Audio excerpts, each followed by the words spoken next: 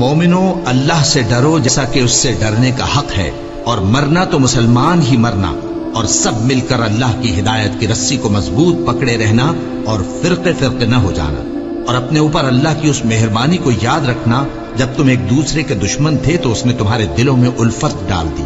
اور تم اس کی مہربانی سے بھائی بھائی ہو گئے،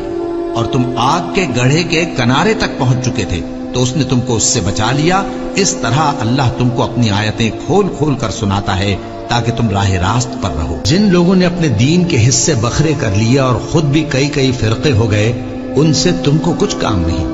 ان کا کام اللہ کے حوالے، پھر جو کچھ وہ کرتے رہے ہیں وہ ان کو سب بتائے گا۔ اور نہ ان لوگوں میں ہونا جنہوں نے اپنے دین کو ٹکڑے ٹکڑے کر دیا اور خود بھی فرقے فرقے ہو گئے۔ ہر فرقہ اسی میں مگن ہے جو اس کے پاس ہے، اور اس شخص سے بڑھ کر بات کا اچھا کون ہو سکتا ہے جو اللہ کی طرف بلائے اور عمل نیک کرے اور کہے کہ میں مسلمان ہوں۔ اور اللہ کی راہ میں جہاد کرو جیسا جہاد کرنے کا حق ہے، اس نے تم کو منتخب کیا ہے اور تم پر دین کی کسی بات میں تنگی نہیں کی، اور تمہارے لیے تمہارے باپ ابراہیم کا دین پسند کیا، اسی اللہ نے پہلے یعنی پہلی کتابوں میں تمہارا نام مسلم رکھا تھا، اور اس کتاب میں بھی وہی نام رکھا ہے۔ تو جہاد کرو تاکہ پیغمبر تمہارے بارے میں گواہ ہوں اور تم لوگوں کے مقابلے میں گواہ رہو۔ سو مسلمانوں،